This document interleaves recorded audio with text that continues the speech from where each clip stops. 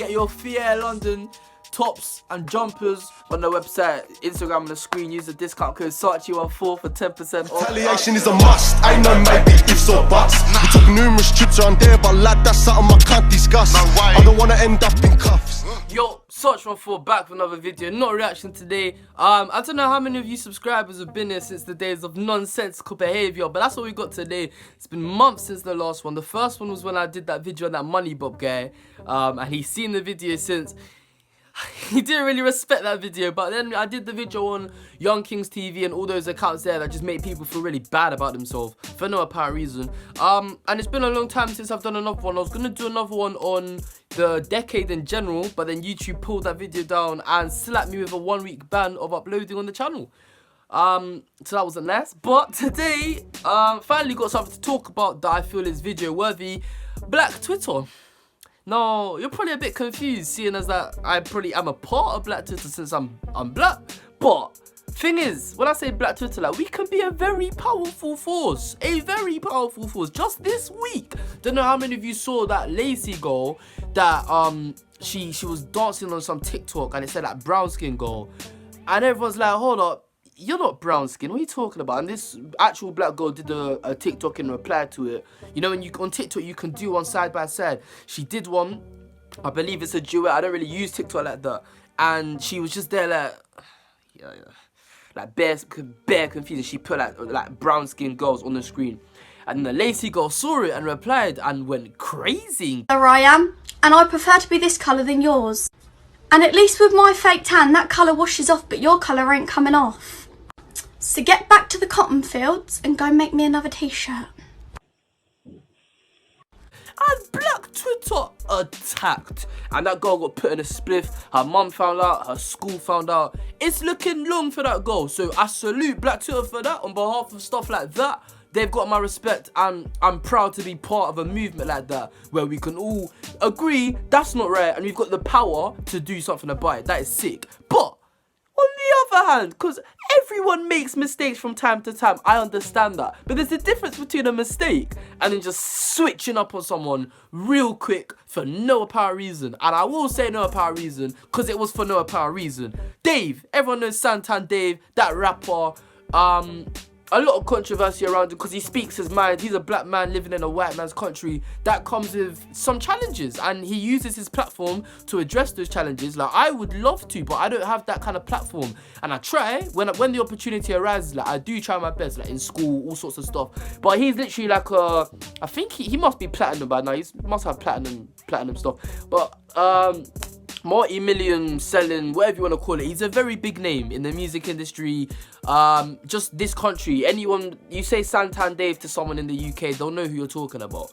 And he's known mainly for being very pro-black, and he does his best to speak out about the issues surrounding black people and how it's really hard. He's literally got a song called Black, where he literally just talks about this, and I think that's the one he performed at the Brit Awards. The Brit Awards, this massive award show, everyone in the country's there, and he literally just attacked the government. And he has my respect for that, and he will always have my respect. I love Santana Dave. His music's hard. He did a drill song last year. It was cold. All his songs, like multiple, so even his songs before he proper blew up, like 100 M's on my playlist. I love Santana Dave. Iconic, legendary, whatever you want to call it. His song with AJ Tracy, Thiago Silva. Anyone in the country, they know who you're talking about. They know that song. But Black Twitter were not very amused this week when it was revealed on the Shade Borough, who must have to take some of the blame for this, on Instagram. And to be fair to the Shade Borough, he said Dave's alleged girlfriend, not his girlfriend, alleged long-time girlfriend. And we'll get onto the long-time bit. Shout out to 8 Puncher for making me realise that bit. But she's white. No, there's nothing wrong with her. I've been with a fair share of white girls in my time. They're beautiful. But the problem that Black Twitter had is that she wasn't black. And for me, I don't really get that. I'm not gonna lie, I don't really understand that logic. Like, I get it to an extent. Don't get me wrong. I get where they're coming from, in the sense that, oh, how can you be so pro-black but then you don't choose to be with a black girl? In the sense that, if you love black people so much, why don't you be with one? But at the same time, let's not forget the countless times where Black Twitter get onto black guys who aren't so pro-black, people that you don't even know, like people on Love Island. I think his name's Luke. I did not watch that show this year. I'm not gonna lie. I did not watch it. I think it was my second episode, whatever. He picked a white girl. Everyone gets onto him, calling him a coon, mad stuff. You don't know this guy. You don't know him, and he's with a white girl. Suddenly there's a problem. Suddenly he's an op. He's a coon. He's all this mad stuff. He's not black, whatever. Like, chill. That's mad racist, and people don't want to have that conversation there. Like, that's racist. If you're getting onto someone for being with someone of color, that's mad. And if they did that to us, if a white guy, if white people got onto white people for being with black people, everyone would shout at them, screaming, that's racist. Like, oh, what's wrong with black people? Why can't you be with a black? What's wrong with that? But then when a black person does it, black Twitter gets onto them. And I found this so crazy, because it wasn't just the girls. Some guys were doing it as well. Like, this doesn't make any sense. Something's not adding up. Hold up, something ain't right. I'm like, yo, like, it's his choice, it's his life, and furthermore, And you know what? Furthermore, it's not even confirmed. It said alleged. Dave hasn't said anything about it. Like, you're going off of a caption on a picture on the Shade Borough. I'm sorry, but since when was that a reliable source of information about someone else's life if he hasn't talked about it? And for all you know, the only reason the Shade Borough was putting it there, yes, he knew this kind of conversation would spark up, but primarily, it's probably because Dave hasn't said anything about having a girl. So black or white, light skin, whatever, Somali, whatever the race, the fact that he has a girlfriend isn't public knowledge. So he's saying, oh, Dave says happy birthday to alleged girlfriend. It's not guaranteed it's his girlfriend, but is that Dave's girlfriend? Like, Dave, like this big rapper, is that his girl? But obviously Black Twitter didn't see it like that, and they saw the word alleged as, what? And then one girl was like, oh, why is he hiding her? If he, like, I won't say her name just in case she watches this. I'll save you that. She's like, oh, why is he hiding it like he's doing something wrong? I'm like, hold on, let me stop you there. Please, let's not act like he's the first celebrity to hide the person he's with. Maybe it's not because of the colour of her skin. Maybe it's because he knows if she goes from being herself to being Dave's girl overnight, that's a life switch that she didn't need. She doesn't need a life switching up like that. Because it's not the fact that she's white, it's the fact that she'll be a celebrity girlfriend. In football, they call them wags, wife and girlfriends. Like, that's status in itself. Now you're actually like, you go from the media will see you as a nobody to, oh, you're Dave's girl? That comes with status. Like Maya Jama. Maya Jama's got her own career, but a lot of people know her as Stormzy's girl. Obviously, that's not the case anymore, but being someone's girlfriend, that comes with a certain level of prestige that not everyone is able to achieve. So maybe that's why he's keeping it from the media, because this would happen. Not because she's white, because it's his girl. And now it's his girlfriend. Everyone's getting onto him, Mr. Pro-Black. But he doesn't choose a black girl. Oh, Mr. Pro-Black, he's done it for his career, fam. So since when can someone not speak about an issue and then it's not even going against his issue? That's why I don't get it. It's not like he's laughing at black people. He's just not with a black girl. Maybe he's not attracted to them.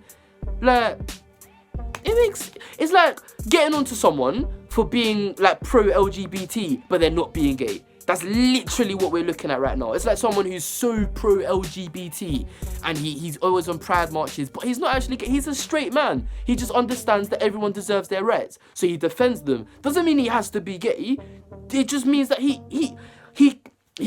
fam, like, the thing that I find so mad, the thing that no one's talking about, and shout out to 800 for this bit, I referenced it earlier, but this is the bit 800 and I were talking about this.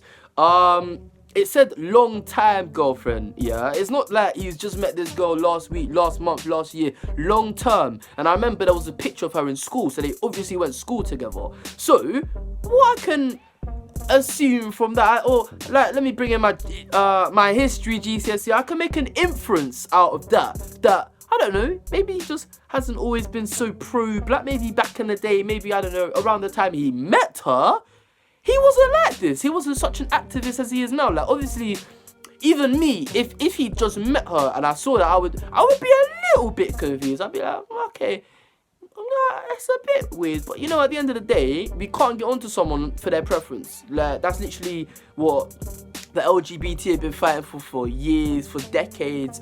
Like, it's just our preference. It's not like we can help it. And if Dave doesn't like black girls, he doesn't like black girls. That doesn't mean he can't be pro-black. That just means he's not into them. Like, So yeah, 800 just said that maybe he wasn't like this when he was younger. When he met her, he might not have had such strong views. So for him, it wasn't such a black v white thing back in the day. Not even now, because we're fighting for equality, not supremacy. So people, just some people moving so mad. But at the end of the day, when he like, this is the thing that people aren't getting, because they want to ignore it. They don't want to look at this. They want to have like a crystal clear argument with no faults. But there's faults in the argument. The fault is, when he met her, he may not have been so pro-black. So it literally wasn't an issue back in the day. And who knows, maybe now he is into black girls, and we'll never know. If he actually goes with a black girl, then we probably will know. But until then, we'll never know. So to be getting on someone for their preference is crazy. It's so crazy. But fam, I don't get this. And what I found so funny was the other day, Dave came out and said, yo, that's not my girlfriend. He literally said, he put some question thing on his Instagram. Someone said, are you single? He said, yes, I am single. So all that sparked up nonsense. This is why we talk about nonsensical behaviour, because it's nonsense. All that nonsense about Mr. Pro-Black. Fam, that wasn't even his goal. So all that flack you gave him, now look, it was all in vain. So the thing I found mad was that all these people have that much anger towards the one guy trying his best to help us, and then suddenly you think he's with someone that you don't really like, and there's a mad problem. You got all this mad stuff to say about him. Like, make it make sense. Hey, hold on. I said, hold up, wait a minute, something ain't right.